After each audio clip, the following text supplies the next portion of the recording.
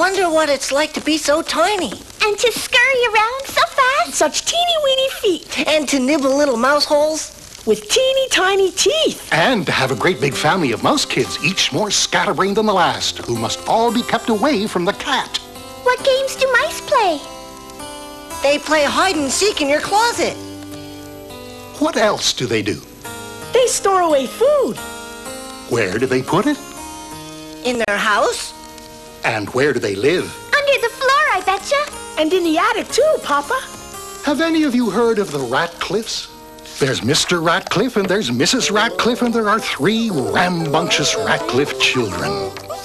This story is called The Ratcliffs' Finest Hour. It all started one night after supper. Sweet Cakes, won't you fetch me some fresh seeds for dessert? All right. I'm off now, kids. Bye-bye, Sugar Pie. Bye, Dad! And off went Mr. Ratcliffe. Meanwhile, his lovely wife set to sweeping out their little hole in the wall. And that done, she took her kids out for a walk. Stick together, children, eyes front, and be just as quiet as you can be. Sure thing, Ma. If you say so. Soon Mr. Ratcliffe came home with his baskets full of tasty seeds. But when the zebra and the giraffe saw him, they began to laugh. Yo, Pee-wee, how come you're running around naked without a stripe on you? And where's your neck, small fry?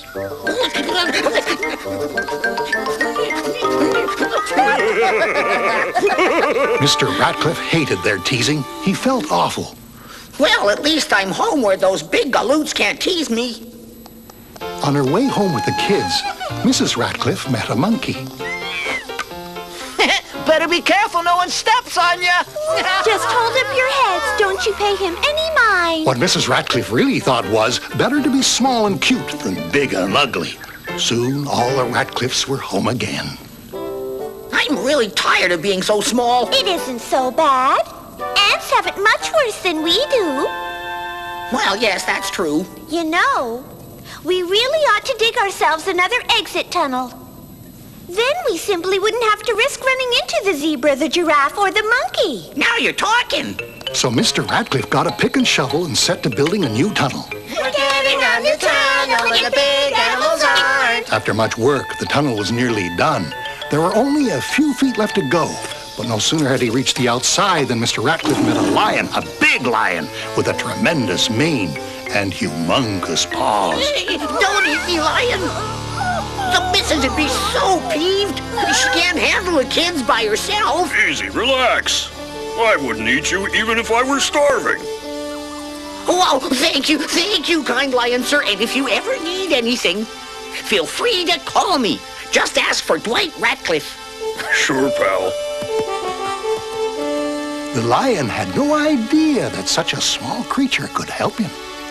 Bye. He's leaving. We're friends now. He's extremely well-bred, for he treats creatures smaller than he with respect. That's nice, dear. But supper's getting cold now. Don't forget to wash your hands. So the Ratcliffs had supper and then went off to bed. But during the night, Mr. Ratcliffe woke to a fearful howling. It's the lion. I'll bet he needs me. Quick, where are my pants? Mr. Ratcliffe ran outside, and what did he see but the lion caught in a giant net and roaring mad. Mr. Lion, it's me, Dwight, your friend. I'm gonna save you. Mr. Ratcliffe ran back home and woke up the whole family. Hey, come on, wake up, Lion. I'm in trouble. Come with me. He grabbed his best saw, and Mrs. Ratcliffe grabbed the second best saw, and the Ratcliffe children were beside themselves without a saw. It isn't every night we get to be up so late. And so they set to work rescuing the lion. Take it easy. One by one, the ropes began to snap. In only a few minutes, the lion was able to shake himself free. Thank you. Our pleasure entirely. Call again anytime. Take care.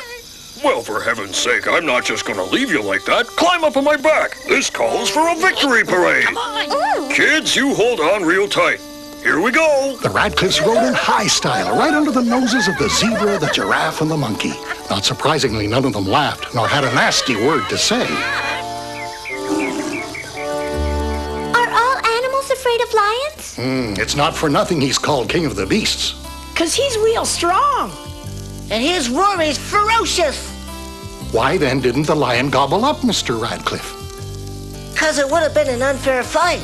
Lions in stories are always magnanimous. What does magnanimous mean? Generous and fair. Oh!